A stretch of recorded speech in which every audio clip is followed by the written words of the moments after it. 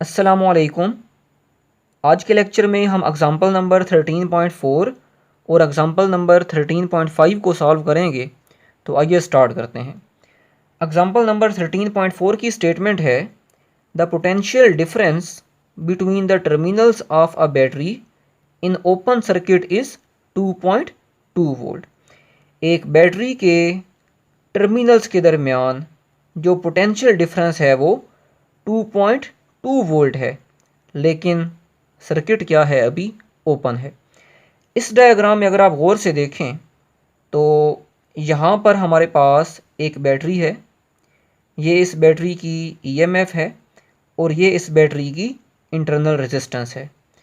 तो इस पूरे पिंक बॉक्स के अंदर हमारी बैटरी जो है वो मौजूद है और हमारी बैटरी का एक नेगेटिव टर्मिनल है ए और एक पॉजिटिव टर्मिनल है बी। और आप देख सकते हैं कि अभी सर्किट क्या है, ओपन है, यानी कि किसी तरह का लोड यहाँ पर कनेक्ट नहीं है। और जब कोई लोड ही कनेक्ट नहीं होगा तो इट मीन्स कि हमारे सर्किट में किसी तरह का कोई करंट फ्लो नहीं करेगा। करंट क्या होगा, ज़ीरो होगा। और अगर आपको याद हो तो हमने ईएमएफ और पोटेंशियल डिफरेंस के दरमियान जो फ़र्क ज़ाहिर किया था वो फ़र्क यही था कि अगर हमारे पास सर्किट ओपन होगा तो सर्किट में फ़्लो होने वाला करंट ज़ीरो होगा, और जब सर्किट में फ़्लो होने वाला करंट ज़ीरो है तो इंटरनल रेजिस्टेंस के अक्रॉस किसी तरह का कोई पोटेंशियल ड्रॉप नहीं होगा। क्यों? क्योंकि V is equal to I R, और जब करंट ही ज़ीरो है तो R के अक्रॉस किसी तरह का कोई पोटेंशियल ड्रॉप नहीं होगा। और जब मैं अपनी बैटरी के दोनों टर्मिनल्स के अक्रॉस एक वोल्ट मीटर को कनेक्ट करूँगा तो वो वोल्ट मीटर मुझे एक्चुअली उस सेल की ईएमएफ की रीडिंग वोल्ट में शो करवाएगी। जैसा कि इस सेल में आप देख सकते हैं, अभी मैंने इस सेल के साथ किसी तरह के लोड को कनेक्ट नहीं किया हुआ। तो जब मैं इन दो टर्मिनल्स के अक्रॉस वोल्ट मीटर को कनेक्ट करूंगा तो जो रीडिंग मुझे वोल्ट मीटर शो करवाएगा एक्चुअली वो इस सेल की क्या होगी, ईएमएफ होगी। क्योंकि आप देख सकते हैं कि अभी सर्किट ओपन है, किसी तरह का लोड मैंने इस सेल के साथ कनेक्ट नहीं किया हुआ। तो इट मीन्स कि यहाँ पर ये जो 2.2 वोल्ट आपको दे रहे हैं जो एक्चुअली आपके सेल की ईएमएफ है। तो ईएमएफ हमें गिवन है 2.2 वोल्ट। नेक्स्ट कहते हैं, when it is connected across a resistance of 5 ओम। जब इसी बैटरी को हम एक रेजिस्टेंस के अक्रॉस कनेक्ट कर देते हैं, और ये रेजिस्टेंस कितने ओम की है, 5 ओम की है। The potential falls to 1.8 volt. अब पहले जो पोटेंशियल 2.2 वोल्ट था वो कम होकर कितना हो जाता है, 1.8 वोल्ट हो जाता है। क्यों कम हुआ? इसीलिए कम हुआ क्योंकि अब सर्किट क्लोज हो चुका है। अब सर्किट में जो करंट है वो फ्लो कर रहा है। अब करंट फ्लो करने की वजह से क्या होगा, अब इंटरनल रेजिस्टेंस के अक्रॉस कुछ ना कुछ वोल्टेज जो हैं वो ड्रॉप होंगे। तो इट मीन्स कि अब ये जो 1.8 वोल्ट हमें दे रहे हैं that is terminal potential difference. यानी कि ये जो 1.8 वोल्ट है ये बैटरी के जो दो टर्मिनल्स हैं ए और बी, इन दो टर्मिनल्स के दरमियान जो पोटेंशियल डिफरेंस है ये 1.8 वोल्ट है जब हमारे सर्किट में करंट फ्लो कर रहा है। और जितना पोटेंशियल डिफरेंस इन दो टर्मिनल्स के दरमियान में है उतना ही पोटेंशियल डिफरेंस हमारे इस लोड रजिस्टर के अक्रॉस भी होगा। क्योंकि अगर आप गौर से देखें तो इस लोड रजिस्टर के जो दो टर्मिनल्स हैं ये भी कहाँ पर कनेक्टेड हैं, ये भी बैटरी के ही टर्मिनल्स के साथ कनेक्टेड हैं। सो चाहे तो आप इस 1.8 वोल्ट को potential difference across this load register कह लें, चाहे तो इस 1.8 वोल्ट को potential difference between two terminals of the battery कह लें। कैलकुलेट करंट, सर्किट में फ्लो होने वाले करंट को कैलकुलेट करना है, and internal resistance of the battery, और बैटरी की इंटरनल रेजिस्टेंस को भी कैलकुलेट करना है। अब अगर आप इस सर्किट में किरचॉफ्स वोल्टेज लॉ को अप्लाई करें या सिंपल ओम्स लॉ को अप्लाई करें तो हमारे पास आई जो है वो इक्वल आ जाएगा E divided by capital R plus small r। जैसे मैं यहाँ पर सिंपल ओम्स लॉ से बता रहा हूँ कि करंट किसके बराबर होता है, पोटेंशियल डिवाइडेड बाय रेजिस्टेंस।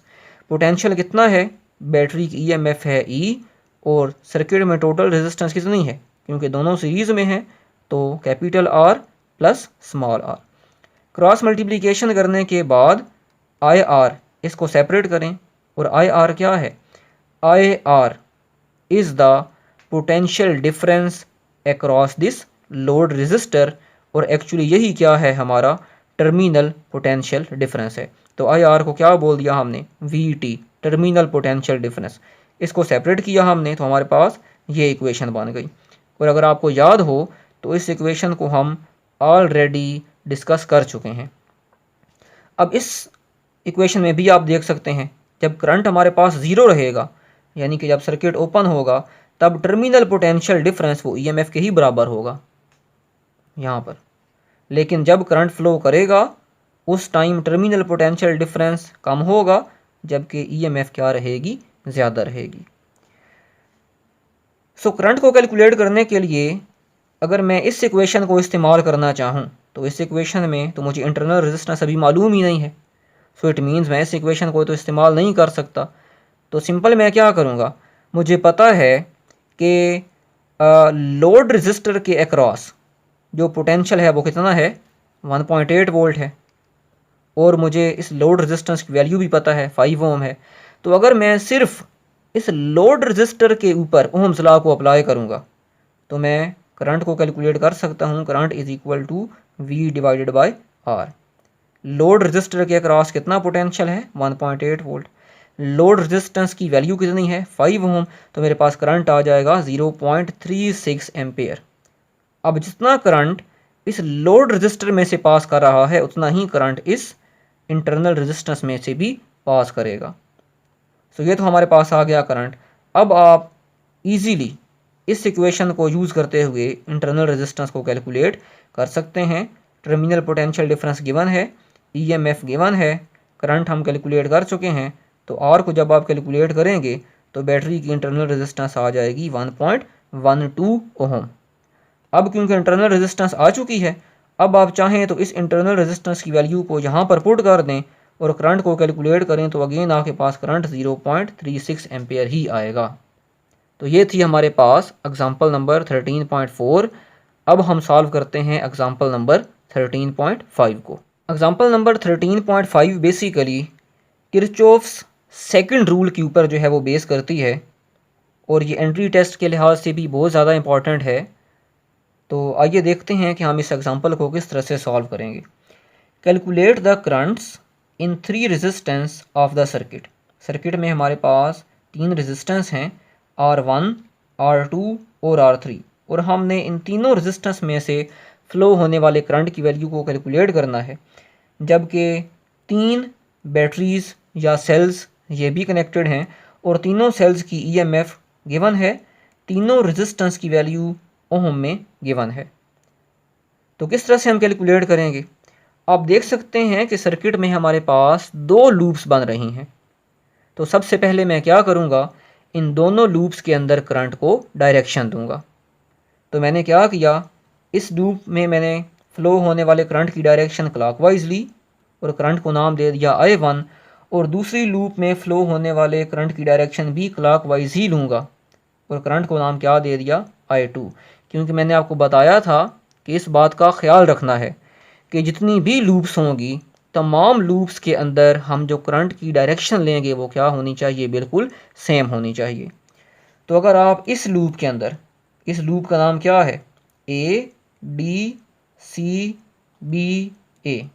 अगर आप इस लूप में किरचॉफ्स वोल्टेज लॉ यानी कि किरचॉफ्स का जो सेकंड रूल है उसको अप्लाई करें तो देखिए हमारे पास इक्वेशन क्या बन रही है। तो मैं यहाँ से स्टार्ट ले रहा हूँ, ए से चलूँगा और दोबारा ए के ऊपर जो है वो एंड कर दूँगा। तो देखें जी, यहाँ से हम चल रहे हैं क्लॉकवाइज, तो बैटरी के किस टर्मिनल को लीव कर रहे हैं? नेगेटिव को। सो -E1। R1 में से कितना करंट फ्लो कर रहा है? I1। तो R1 के अक्रॉस पोटेंशियल ड्रॉप कितना होगा? I1R1 but with negative sign, क्योंकि रेजिस्टर्स हमेशा पावर को डेसिपेट करते हैं। तो यहाँ से आगे मूव करते जाएं, यहाँ पे ऊपर जाएं। अब R2 लूप नंबर 1 में भी है, लूप नंबर 2 में भी है। R1 में I1 करंट इस डायरेक्शन में फ़्लो कर रहा है, जबकि I2 जो करंट है वो इस डायरेक्शन में फ़्लो कर रहा है। तो अब क्या होगा, -R2, इसको तो लिख लिया हमने। अब करंट किस लूप के लिए इक्वेशन लिख रहे हैं, इस लूप के लिए। सो I1 माइनस साथ वाली लूप का करंट I2, किस टर्मिनल को लीव कर रहे हैं, पॉजिटिव टर्मिनल को। So plus E2 is equal to 0। तो ये मेरे पास आ गई इस लूप की इक्वेशन। यहाँ पर E1, R1, R2 और E2 इनकी वैल्यूज़ पुट कर दी हैं। पुट करने के बाद जस्ट इक्वेशन को रीअरेंज किया। रीअरेंज करने के बाद जितनी सिंप्लीफिकेशन हो सकती थी इक्वेशन की उसको हमने सिंप्लीफाई कर लिया है। और 4I1 minus 3I2 is equal to 2, ये हमारे पास इक्वेशन बन चुकी है और इसको मैंने नाम दे दिया इक्वेशन नंबर 1। अब सेकंड लूप में आए। सेकंड लूप में किरचॉफ्स वोल्टेज लॉ को अप्लाई करें तो इसमें हम क्या करेंगे कि BCFEB ये लूप है। तो मैं यहाँ से चलूँगा B से और क्लॉकवाइज में होता हुआ अगेन B की तरफ वापस आ जाऊँगा। सो यहाँ से चलें जी। अब देखें जी, बैटरी का कौन सा टर्मिनल लीव कर रहे हैं, नेगेटिव टर्मिनल। सो -C2। नीचे चलते हैं आए। अब R2 अगेन वही बात, दोनों लूप्स में शेयर हो रही है। तो -R2 इसको तो पहले लिख लें। अब करंट इस लूप की इक्वेशन लिख रहे हैं तो I2 को पहले ही लिखूंगा, माइनस साथ वाला करंट I1। इसी तरह से -I2R3 पॉजिटिव टर्मिनल को लीव कर रहे हैं। So plus E3 is equal to 0। Again E2, R2, R3 और E3 इनकी वैल्यूज़ गिवन हैं। वैल्यूज़ पुट कर दें, इक्वेशन को सिंप्लीफाई करें तो हमारे पास ये इक्वेशन बन जाएगी इक्वेशन नंबर 2।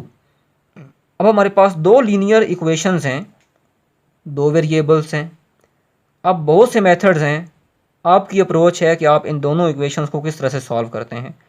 चाहें तो कोफिशिएंट्स सेम करके सॉल्व कर लें, चाहें तो कंपैरिजन मेथड से सॉल्व कर लें, चाहें तो वैल्यू सब्स्टिट्यूट करके सॉल्व कर लें, चाहें तो मैट्रिसेस के थ्रू सॉल्व कर लें, कि आपकी मर्ज़ी की बात है। तो मैं यहाँ पर वैल्यू को सब्स्टिट्यूट करने से जो है वो सॉल्व करूँगा। सो मैंने क्या किया, इक्वेशन नंबर 1 से I1 की वैल्यू निकाल ली है और I1 किसके बराबर आ गया, 2 + 3I2 डिवाइडेड बाय 4। और क्या किया, इस I1 की वैल्यू को इक्वेशन 2 में पुट कर दिया। यहाँ पर I1 की वैल्यू को पुट कर दिया। पुट करने के बाद जस्ट हमने क्या किया, यहाँ से LCM ले लिया, 4 आ गया LCM। ऊपर इक्वेशन को सॉल्व किया, 4 10 से मल्टीप्लाई होकर 40 हो गया। तो अब हमारे पास एक ही वेरिएबल में इक्वेशन बन चुकी है। सो I2 की वैल्यू हमने कैलकुलेट की और I2 हमारे पास आ गया 2/9 एम्पेयर। अब I2 ये किस में से फ़्लो होने वाला करंट है, R3 में से। एक आंसर हमारे पास आ चुका है।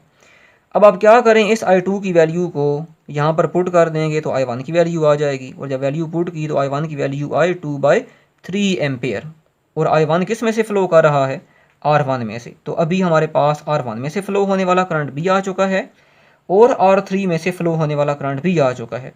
लेकिन R2 में से कितना करंट फ़्लो करेगा, R2 में से करंट फ़्लो करेगा, चाहे तो आप इसको I1 माइनस I2 कर लें, चाहे तो I2 माइनस I1 कर लें। लेकिन हम क्या करते हैं कि जो करंट बड़ा होगा उस करंट में से हम स्मॉल करंट को माइनस कर देंगे, तो हमारे पास R2 में से फ़्लो होने वाला करंट जो है